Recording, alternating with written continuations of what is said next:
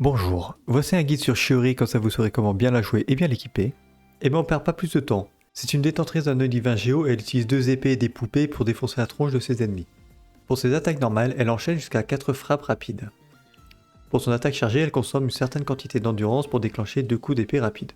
Sa compétence élémentaire, Shiori se précipite agilement en avant, invoquant la poupée automate Tamoto à côté d'elle et balaye sa lame vers le haut, infligeant des dégâts géo de zone aux adversaires proches en fonction de son attaque et de sa défense. Maintenir la compétence permet de passer en mode visée dans lequel vous pouvez sélectionner la direction de l'attaque. Tiens, c'est marrant, ça me rappelle quelqu'un. La poupée Tamoto frappe les adversaires proches à intervalles réguliers, leur infligeant des dégâts géo basés sur l'attaque, la défense de Shiori. Et bah, en fait non, il fait les deux. Ça c'est bien. S'il y a une ou plusieurs constructions géo à proximité, une poupée supplémentaire sera invoquée à côté de votre personnage actif. Une seule poupée supplémentaire peut être invoquée de cette manière et sa durée est comptée indépendamment. Son déchaînement élémentaire. Shiori sort de leur fourreau ses lames jumelles et les balance, c'est une technique de tailleur, ne cherchez pas, infligeant des dégâts géo de zone basés sur son attaque et sa défense. Donc ça c'est pour le kit du personnage, maintenant on va regarder au niveau des passifs. Son premier passif, sur mesure, donne des buffs en fonction de la prochaine action que vous ferez après la compétence. Si vous appuyez à nouveau sur la compétence, vous déclenchez l'effet tapisserie qui switch avec le personnage suivant de votre liste et qui accorde à tous les membres de votre groupe l'effet suivant. Lorsque les attaques chargées, normales et plongeantes de votre membre actif du groupe touchent un adversaire, la poupée effectue une attaque combinée qui inflige des dégâts géo de zone à l'emplacement de l'adversaire. Les dégâts infligés de cette manière sont considérés comme des dégâts de compétence. L'effet dure 8 secondes et une attaque coordonnée peut être déclenchée toutes les 2 secondes. 2 attaques coordonnées peuvent se produire par durée d'effet. Par contre, si vous appuyez sur l'attaque normale après la première utilisation de la compétence, l'effet de couture sera déclenché à la place qui donne à Shiori une infusion géo pendant 5 secondes. C'est une infusion qui est bien courte sachant que la compétence a 16 secondes de recharge, donc ce n'est pas vraiment intéressant si vous voulez la jouer en tant que main DPS sur le terrain, avec ses attaques normales. Si Shiori n'utilise pas de compétence ou d'attaque dans le court laps de temps après avoir utilisé sa compétence, elle recevra automatiquement l'effet couture. Son deuxième passif, la touche finale. Lorsqu'une construction géo est créée par un membre de l'équipe, Shiori reçoit un bonus de dégâts géo de 20% pendant 20 secondes.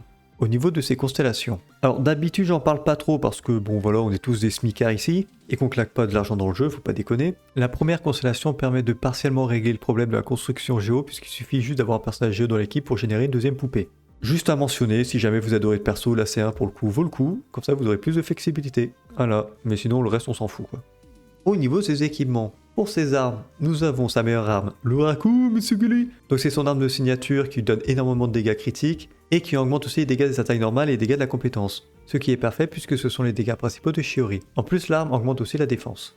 Ensuite pour ses armes 5 étoiles nous avons le coupeur de jade primordial. C'est une arme qui donne énormément de taux critiques, c'est vraiment débile, et en plus qui augmente les PV. Ça peut être sympa, mais pour les stats elle est géniale. La lumière d'incision foliaire, l'arme offre énormément de dégâts critiques et augmente un petit peu le taux critique. De plus, vous pouvez faire plus de dégâts avec vos attaques normales et votre compétence, mais en fonction de la maîtrise élémentaire. Comme Shiori n'a pas vraiment besoin de maîtrise élémentaire, on va dire que c'est pas une ressource perdue si vous jouez cette arme. C'est surtout pour les stats que vous jouerez l'arme.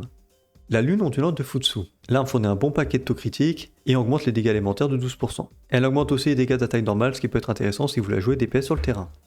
Le splendeur des eaux calmes. Encore une fois, les dégâts critiques sont complètement stupides, mais le reste du passif n'est pas super intéressant sauf si vous avez Furina dans la team pour faire fluctuer les PV. Mais dans ce cas-là, autant jouer l'arme sur Furina. Le reflet de tranche brume. Bon, pour une fois, il y a un peu moins de dégâts critiques en strat principal, mais l'arme confère un bon bonus de dégâts élémentaires. Nous avons aussi l'arme de signature de Xilonen, la chanson de patrouille de sommet, qui peut être intéressant pour le bonus de défense qu'elle apporte ainsi que le bonus des dégâts élémentaires. En plus, elle permet d'augmenter les dégâts élémentaires des autres personnages de l'équipe. Donc ça peut être sympa, c'est plus orienté sur le support évidemment, à voir si elle est vraiment si efficace, mais je la mets là parce qu'elle n'est pas inutile. Ensuite en arme 4 étoiles nous avons le croc de loup, c'est l'arme du Battle Pass qui donne du taux critique et qui augmente les dégâts et le taux critique de la compétence élémentaire et du déchaînement. L'épée noire, c'est l'autre arme du Battle Pass, qui donne un bon montant de critique aussi, mais cette fois-ci qui augmente les dégâts des attaques normales et chargées, donc ça c'est bien pour Shiori sur le terrain. Ensuite, l'épée longue de roche noire, qui permet d'augmenter un peu le dégât critique, et qui augmente l'attaque après avoir vaincu un ennemi, donc c'est bien comme des groupes de monstres. Pour ces armes free-to-play, nous avons le fuseau de Cinabre. L'arme apporte beaucoup de défense et augmente aussi les dégâts de la compétence élémentaire en fonction de la défense, donc c'est génial pour Shiori. Par contre, l'arme est obtenable à la version 2.3, donc pas sûr que tout le monde l'ait. Et c'est encore pire pour le croc suppurant, puisque vous pouvez obtenir l'arme qu'en version 1.2. Bon là ça date, je ne pense pas que tout le monde ait cette arme. Elle donne de la recharge d'énergie et augmente les dégâts et l'autocritique de la compétence élémentaire. Sinon nous avons l'arme forgeable de fontaine, le final des profondeurs, qui donne de l'attaque, toujours à bon à prendre, et qui permet d'augmenter l'attaque après avoir utilisé une compétence élémentaire. Donc ça c'est cool. Nous avons la flûte d'Espitzal, putain le nom de merde, qui augmente la défense et encore plus si vous utilisez la compétence élémentaire. C'est parfait pour Shiori. Et si c'est l'ultime dash, bah vous avez le messager de l'aube qui permet d'augmenter les dégâts critiques et le taux critique si les PV sont supérieurs à 80%. Comme elle est hors terrain, généralement ça sera le cas. Donc c'est un buff de stats critique, c'est intéressant si vous avez rien d'autre. Au niveau de ces artefacts, il n'y a pas énormément de choix. Son meilleur set reste le set troupe dorée, puisqu'il augmente les dégâts de la compétence élémentaire et ce bonus est renforcé si Shiori n'est pas sur le terrain. Comme c'est le gameplay du perso, c'est pour ça que l'artefact est le meilleur. Sinon nous avons le coquille des rêves opulents, qui est le set parfait pour les personnages qui font des dégâts avec la défense. Shiori pourra toujours obtenir les cumuls du passif même en étant hors terrain, donc ça fonctionne très bien avec elle. Ou sinon le set murmure nocturne de forêt d'écho, qui augmente l'attaque et donne un bonus de dégâts géo. Cet effet est renforcé si vous récupérez des boucliers générés grâce à la cristallisation. Vous pouvez faire un mix de sets de 2 pièces roche ancienne, 2 pièces troupe dorée, 2 pièces coquille et 2 pièces attaque. C'est des mix qui tiennent la route, il n'y a pas de version qui est vraiment bien supérieure aux autres, c'est pour dépanner en attendant d'avoir un set complet. Au niveau des statistiques à rechercher sur Shiori, c'est pas compliqué. Pour la fleur et la plume, vous allez partir en stats secondaire sur du critique, évidemment pour faire du dégât. Et là, vous aurez le choix entre la défense % et de l'attaque % en fonction de vos artefacts, puisque les deux marchent très bien avec. Et de la recharge d'énergie pour avoir le déchaînement plus fréquemment.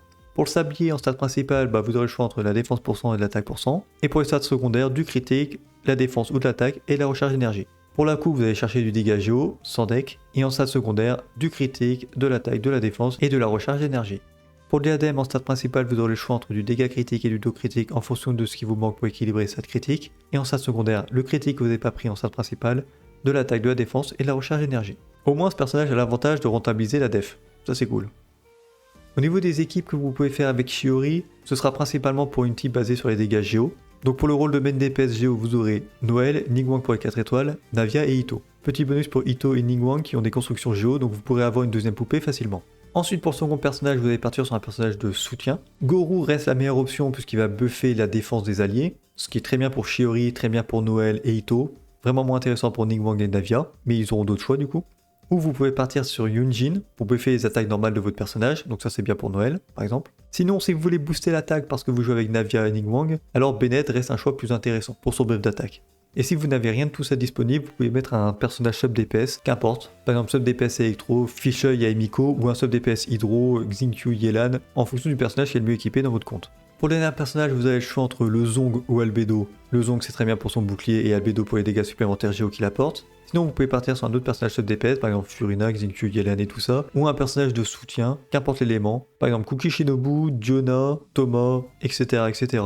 Le choix des personnages de soutien et de sub DPS vont être influés par votre main DPS. Par exemple pour une team avec Ito, comme il génère une structure géo, le Zong n'est pas forcément nécessaire mais un bouclier c'est toujours cool. Vous pouvez partir sur Ito, Shiori, Goru, Zhongli, ça c'est très bien. Et si par exemple vous avez Navia, dans ce cas-là, il vaudrait mieux avoir un bonus d'attaque, donc vous pouvez faire Navia, Shiori, Xiangling, Bennett. Noël, comme elle peut faire à peu près tout, elle peut soigner, se protéger, faire des dégâts, vous pouvez partir sur une team Noël, Shiori, Furina et Bennett par exemple. Ou alors vous mettez Albedo pour avoir une construction géo et pouvoir faire des dégâts supplémentaires avec Shiori. Le choix vous est libre, prenez ce qui vous arrange le plus et ce que vous aimez jouer.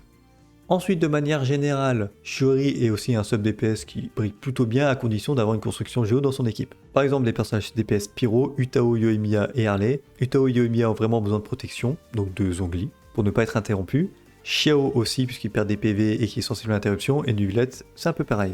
Pour avoir un duo géo et avoir la résonance alimentaire géo, vous aurez besoin de Zhongli, c'est très intéressant pour son bouclier. Albedo parce qu'il a une construction géo qui fait des dégâts. Kachina a une construction géo, donc c'est un remplaçant à Albedo. Et si vraiment ça la dèche, vous avez le voyageur qui peut faire des constructions géo et c'est suffisant. Comme ça, Shiori aura la deuxième poupée. Et pour le dernier personnage, c'est assez flexible. Soit vous partez sur Bennett pour le soin et le boost d'attaque, soit la protection est suffisante et vous voulez pas être soigné, par exemple avec Utao. Yelan peut très bien faire l'affaire pour faire des évaporations en team Pyro. C'est moins intéressant avec Nuvillette et Xiao. Par contre, un personnage Anemo dans l'équipe pour la baisse de résistance élémentaire peut être intéressant.